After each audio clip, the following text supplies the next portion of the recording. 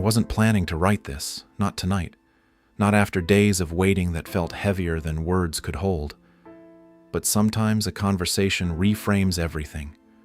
What emerged wasn't gossip or revelation, but perspective. How public strength is often mistaken for emotional ease. A veteran newsman, someone whose voice America trusts in moments of fear, spoke quietly about watching a colleague navigate a family crisis with composure that unsettled even him, not because it felt cold, but because it felt learned. This wasn't about secrets or accusations. It was about understanding how people survive pressure when the world is watching. The call wasn't dramatic. It was reflective, grounded, human. And it shifted the lens from, how is she holding up, to, what did she have to become to hold up like this? That distinction matters, because strength is rarely spontaneous.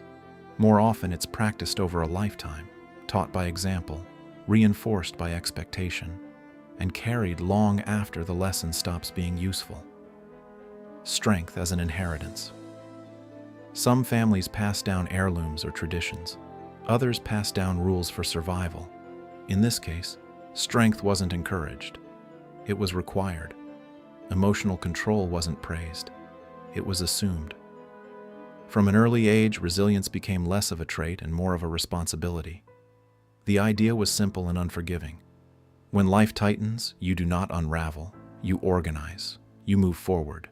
You handle it. That mindset can build remarkable leaders, especially in high-pressure professions like journalism, law, or medicine. But it also teaches a dangerous lesson, that vulnerability is indulgent, even irresponsible. The source described a mother who modeled endurance so consistently that her children learned to mirror it without question. Pain was acknowledged only after the work was done. Fear was managed privately, if at all. Love existed, deeply, but it was expressed through expectation rather than reassurance. That kind of upbringing creates adults who function flawlessly in crisis and struggle quietly when the crisis never ends. Composure on camera, cost off screen. When people see calm in moments of uncertainty, they often assume inner peace.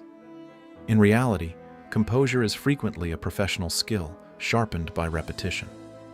The source recalled countless moments when his colleague received difficult personal news, stepped away briefly, then returned to perform without a flicker of disruption.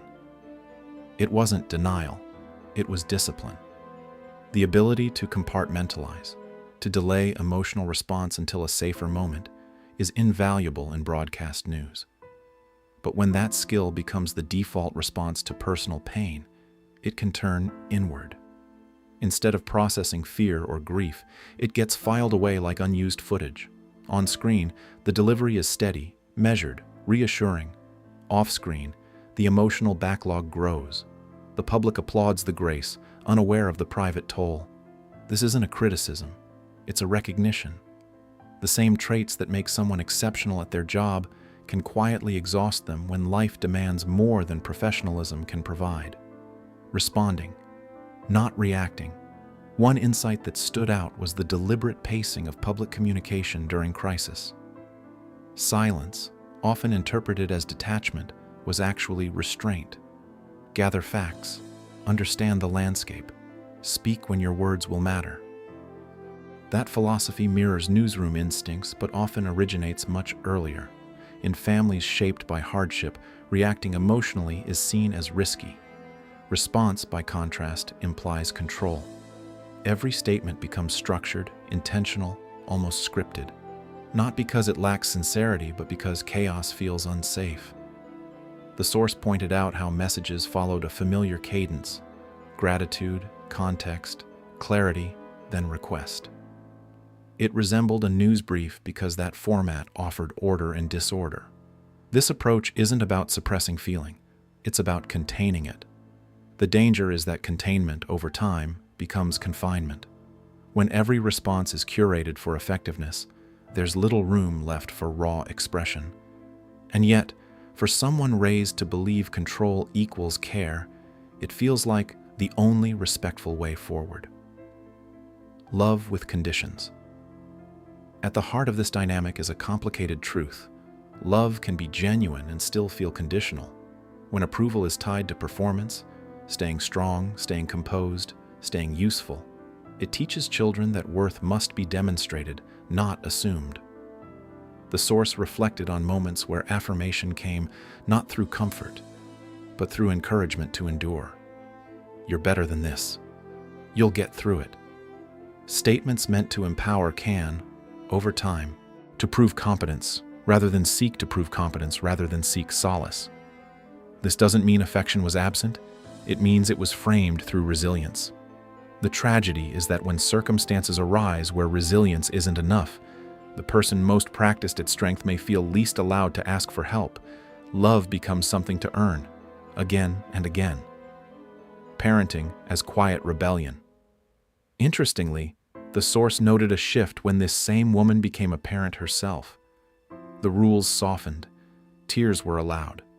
Exhaustion was met with hugs instead of instructions. Mistakes became lessons, not liabilities.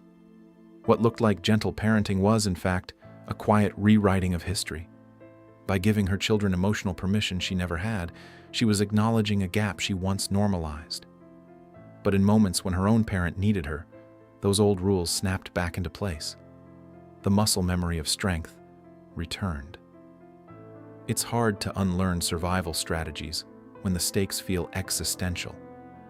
The rebellion pauses, not because it failed, but because love for a parent can pull us back into childhood roles we thought we'd outgrown. The conflict between who we are becoming and who we were trained to be can be invisible, but it's profoundly draining. Faith as endurance, not escape. Faith played a role too, not as surrender, but as stamina. Belief wasn't framed as letting go, but as holding on longer. Pray, but act. Trust, but prepare. This version of faith offers comfort through perseverance rather than release. It encourages people to keep standing when they long to kneel. The source described how spiritual language echoed the same family values. Strength is virtuous, weakness is temporary, rest comes later. For many, this kind of faith is empowering. For others, it delays healing.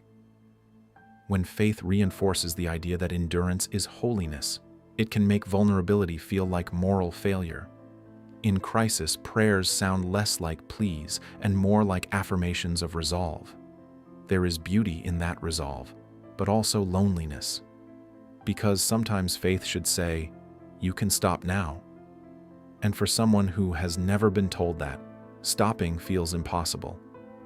The hidden cost of being strong. The public often celebrates strength without asking what it costs. The source was clear. Prolonged composure can leave scars. Not visible ones, but internal markers that say, "I should have handled this better." If outcomes don't match effort, the self-blame can be brutal. For someone conditioned to fix problems, unsolved pain becomes personal failure. The fear isn't just loss, it's inadequacy. That's why the expectation of strength can become a cage. It prevents collapse, yes, but it also prevents release. The source worried not about a public breakdown, but about a private reckoning that might never come. When grief is postponed too long, it doesn't disappear, it calcifies, and the person carrying it continues to function, admired for resilience, while feeling increasingly alone inside it. What healing might require. The most powerful moment in the conversation wasn't analytical, it was hopeful. Healing, the source suggested, wouldn't come from resolution alone, but from permission. Permission to rest. Permission to feel without performing. Permission to be loved without proving anything. That kind of release doesn't come from audiences or accolades. It comes from hearing, perhaps for the first time, that strength was never a prerequisite for belonging. Whether spoken aloud or finally believed internally, those words can loosen decades-old armor. As observers, the best response isn't to demand vulnerability or applaud stoicism. It's to allow complexity, to understand that composure can coexist with fear, that professionalism can mask pain, and that the strongest people often need the gentlest grace. In the end, resilience shouldn't mean never breaking. It should mean knowing you don't have to.